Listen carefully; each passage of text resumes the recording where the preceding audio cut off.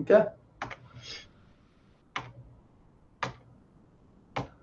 So, my name is Bodee. I first heard of Mechatronics Academy during its most early years. At this time, it had just come out, and my brother would come home explaining the academy to me. I had no idea what my future, even my career, would be, so hearing about what this academy taught gave me a possible career, and is even one of the reasons I chose to attend Croxford. When the time came and I chose to join the Mechatrons Academy, I hoped to gain closure from it and decide my future career. However, the Academy also piqued my interest with new topics I'd always been interested in, but lacked the commitment and focus to learn. That's this is how I began working in software engineering and designing a video game, a passion I always had but never acted on. Hi, my name is Kayden, and when I heard of a class that allowed me to express all of my interests and passions while getting credit, I immediately signed up. Learning about coding, computers, and problem solving has always been a passion of mine, and being able to learn through school has helped me see my future more clearly. I've always wanted to get into coding, and it's hard to find the time and people to help. But after being able to be taught it in school, it has helped me learn more than I could have by myself. I played a lot of video games, and being able to make my own has just been a dream until this academy. So what is our passion project we keep talking about? Well, allow me to introduce our video game, A Grave Mistake. At this point, I am going to say this video can be loud, so auditory warning, I guess I can say. I'm going to turn the volume to half. There we go.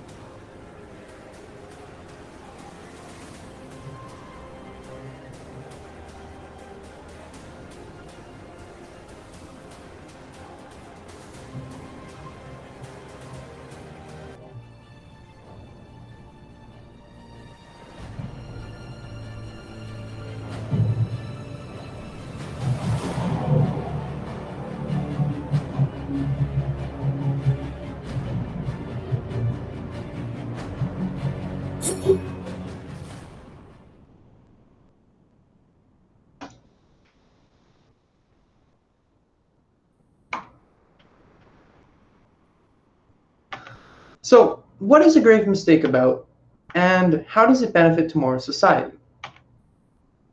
Our passion project, A Grave Mistake, is a Unity-based first-person, open-world, single-player action-adventure game, which follows the journey of Lucan Philandir as he attempts to survive in a world that's already given up on itself. However, when me and my partner decided on creating a game as our passion project, we knew what we made had to be more than a game. As, after all, this project is about benefiting tomorrow's society. So as we created this game, we looked back on what games meant to people, and we found that they are used for more than just playing. They benefit society as they provide solace, entertainment, and communication to people around the globe. A game allows people to cool down and relax, or even provide a brief escape from what can sometimes be a scary reality, especially in our world's current state. And most importantly, a game connects people. It allows people to talk to friends or family miles away, or even meet people they normally never would, which is how it benefits society. Calling a video game just a game would be like calling a flute just an instrument, or the Mona Lisa just a painting. It's a way to express yourself.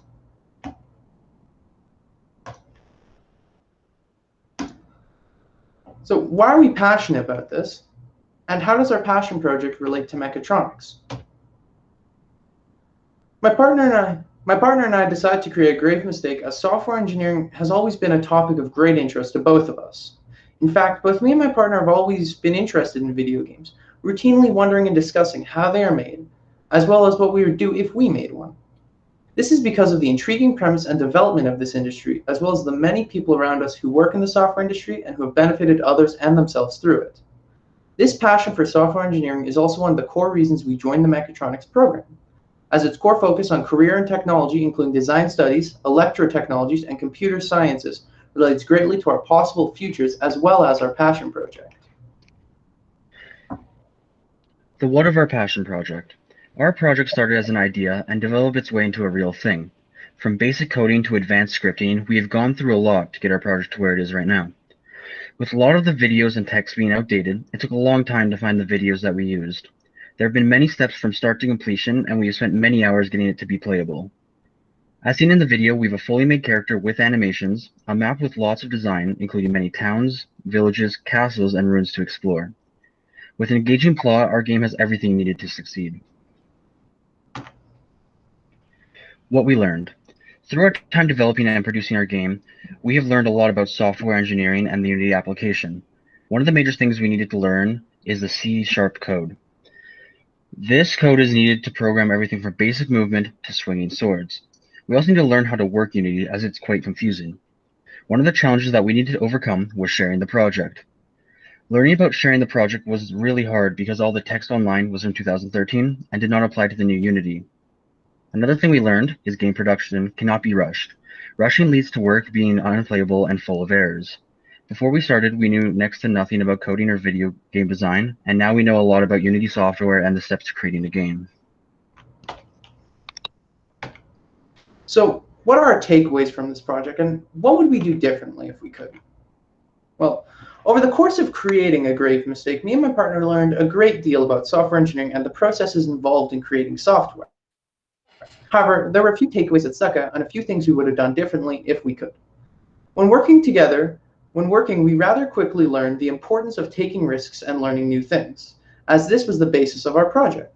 Without this, we would not have been able to even progress in our passion project, as everything we learned was new or risk-taking. This then leads to our next takeaway, being learning through design challenges. This also connects greatly to our project, as we found many coding and Unity challenges to be difficult. However, this would then allow us to understand the coding and software better by fixing it.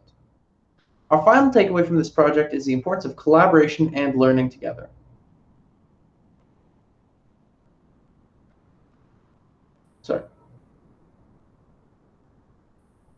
This was important as the two of us working together allowed us to learn more about the Unity software and coding, as well as implementing our findings to the game. With all these takeaways from our game, there are a few things we would do differently if we did this again. First, we'd begin earlier in the year and work longer hours to ensure a more fleshed out game. The next thing we'd do is reorganize our priorities, as some parts of the game, such as the animations, took longer than expected.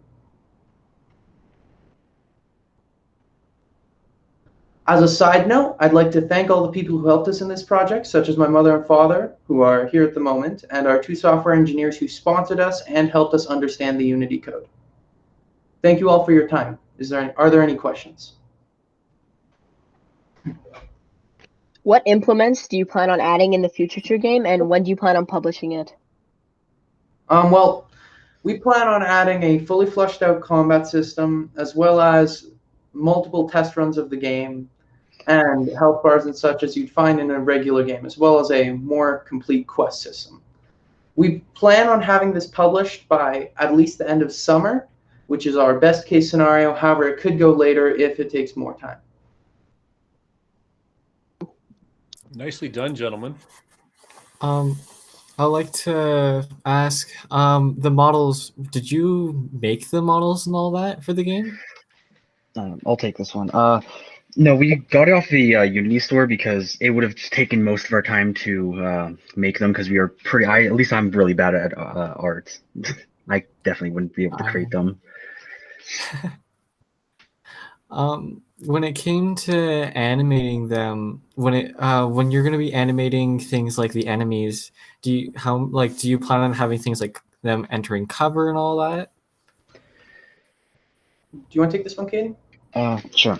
So, and our enemies, don't really have a plan for them yet, because we were trying to focus on getting what we currently have done. But we are going to try to have, they're more like, it's a zombie. They're going to be zombies, so they're more going to be just wandering toward you aimlessly instead of more strategic, instead of like strategic cover and stuff like that. All So right. you guys aren't the first group to ask the question or make the statement about starting earlier. My question for you is, do you think even if you had started earlier with what you knew at the time, let me backtrack this. The method to my madness for running the passion project at the time that we do is you've had an opportunity to get a taste of all the different things what the Academy offers. If I put it at the beginning of the year or started the conversation at the beginning of the year, do you really think at that time you would have been able to land on a topic and see it progress as you did? Or was it more beneficial to have it the way we did and then have you that opportunity to build that project at that point? Well, I don't think at the beginning of the year we could have done this, but when we say we need more time, what we mean is we knew the passion project was coming up. We knew a few people had even been in the mechatronics program. So we knew what was expected, and we basically had our ideas set on we wanted to create a Unity game. So we're saying if we started at least halfway through the year when we knew some more coding, we could have learned. Because a big problem was it was a little discouraging when some aspects, like Kayden said, sharing even the software took a day to learn because it was a lot of the stuff online is outdated and it takes a long time to sift through that information. Yeah. And I think also because you guys didn't get a lot of time to play with Unity this year, particularly with the video game creation with Mr. Coleman when I was away. Had it been differently and we actually ran the proper unit the way that I had did it the previous year with Kobe's group, you may have had more time to build your foundation and then you move that project into your final piece that you did in the short time period. Oh, yeah. Yeah. So that's awesome. I really good work, guys. Thank you. Anybody else have any questions, comments they'd like to share? Normally, go ahead. You go first, Sonny. Go ahead, Mr. Project. Can you and Kayden talk a little bit more about your project planning methodology and how you learned about that? And as a second part, so one of you can take that first question, and the other person can think about if you had a third person in the project, because in Unity you have people worried about sound, animations, C# coding, and so forth. If you had a third person, where would you want them to focus in on, or where would you think they would help more? So feel free to choose which question you want to answer. So when you say project planning methodology, do you mean how we planned out our project? Like what were the steps we took? Yeah, exactly. So, well, we planned out how that helped you. We planned out our project by basis of need and importance to the game. So, for example, our top priorities were the creation of the map, which, as you can see, is completed, and we made sure physics was followed with the items. So, like, we scattered rocks around the map, and we made sure they were solid and were touching the ground. And then we moved to movement and such. I think, as stated before, if we could work on this again, we would reorganize some stuff, because I feel like a combat system may have been more important than some animations and such we added, maybe NPCs as well. And for your second question, with third person, we'd probably have them either go for NPCs and enemies, and probably a combat system, because I feel like that would be a big part of our game that needs to be done. And with third person, that would definitely help complete that. And is this game supposed to be online? Is it console based? What is your vision for that? The game will be computer based. We plan to make it able to go online at a later state.